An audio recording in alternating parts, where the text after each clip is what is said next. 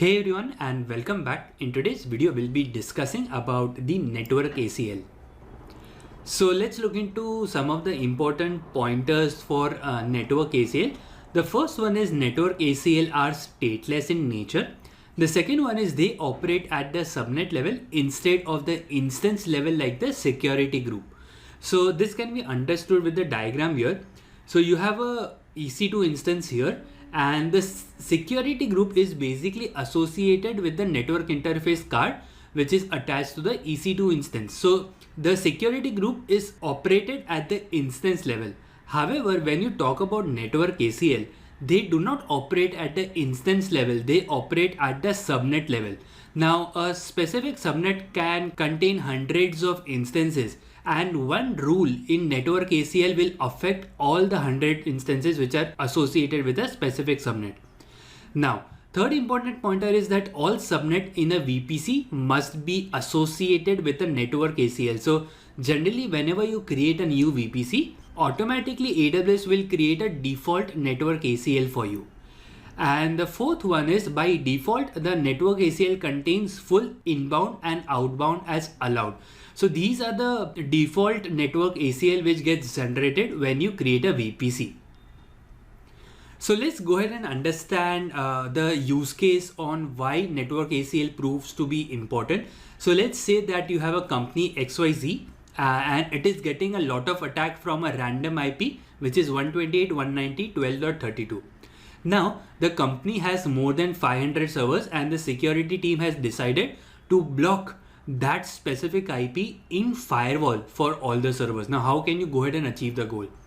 So generally, if you talk about the organization and if they are having application which is accessible over internet, so typically you will have something like 443 allow all or 80 allow all. Now in such cases, you cannot block a specific IP. That is something which is not possible in terms of security group. Like if you allow all the traffic and you want to block certain specific IP, it is not really possible. And even if it was possible, it would have been difficult because you see there are 500 servers and you don't want to add this blacklisted IP in all the 500 security groups associated with those servers. So the better way would be the Network ACL one. So what you do is that if those 500 servers are within the same subnet, you block that IP at the Network ACL level, and that's about it. So let me quickly show you on how exactly Network ACL looks like and how can you configure the rules there. So this is the EC2 console and I have one EC2 instance. So we'll be doing demo based on this EC2 instance.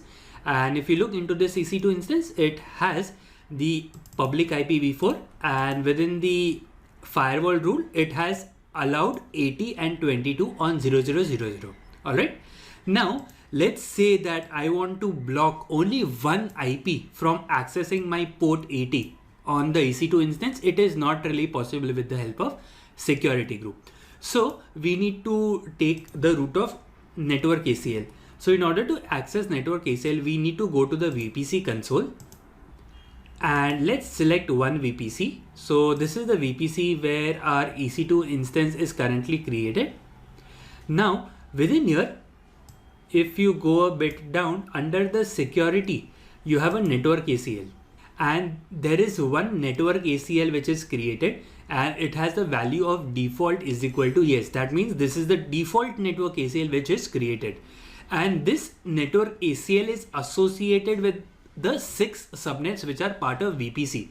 So a single Network ACL can be associated with the multiple subnets within the VPC. Now within the Network ACL, you have the inbound rules and the outbound rules. So within the inbound rule, you see there are 2 rules which are present, and within the outbound rules also there are 2 rules which are present. Now there is a rule number which is associated with them. So the first one has the rule number of 100 and all the traffic is being allowed over here. And the second one has the star and all traffic is denied. So one important part to remember is that in Network ACL, the lower the number, the higher the priority it will take. So let's say a traffic matches this specific rule, then Network ACL will either allow or deny basically depending on the configuration that you set over here. If the traffic matches here, then it will not look into the below rule. It will just follow what is present over here. All right. And this is the reason why 100 is lower and all the traffic is therefore allowed. Same with the outbound. You see 100 is lower here, and this is the reason why all the traffic is allowed. So let's look into whether the things which I am saying is correct or not. So let's do one thing. I'll copy the public IP here.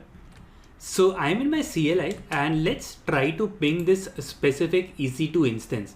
And currently you see you are getting the ping reply back. Great. So that means the connectivity is present. So now let's do one thing. Let's modify the inbound rule. I'll add one more rule here. I'll put the rule number as 99 and I'll also associate with all the traffic here similar to the first rule, and this time we'll put it as a deny and I'll click on save. Alright, so now you have two rules which are quite identical. One is deny and second is allowed, and the rule priority in terms of number are different. So now if you try to ping, you see the ping has been blocked over here. Now this has been blocked because there is one rule over here which is denying all the traffic, and the rule has the priority 99. So as soon as the network ACL receives the traffic from my network, it evaluates it against the rules that you have set. And since here we have already specified all the traffic, so that means that this rule matches. And since this rule matches over here, the network ACL will block it. It will not look into the next rule altogether. All right. So now let's do one thing. I'll change this rule number from 99 to 101 and let's click on save. So this time the allow rule has the higher priority, and here you see you are able to get the reply back. Great. So I hope you understood at a high level overview on what network ACL is all about. So one important part to remember is that a single network ACL can be associated with a multiple subnet, and you can also create rules something similar to this. Let me do one thing. So currently this is my IP address. So let's say, because we were discussing about the use case, let's say you have something like this where you are allowing traffic from everyone, and there is this one IP address which is trying to attack you all the time. So you can create a rule. You can put the rule number as 99. You can specify the source IP. I'll say 32, and you can put it as deny, and you can go ahead and do a save. So now what will happen is a traffic, if it originates from this source address, it matches the rule number 99, and at the rule number 99 it will be blocked. Now any other source which is other than the specific one that we have specified over here, it does not match over here. So network ACL will look into the second rule. Now second rule says allow all, and hence the traffic will be allowed.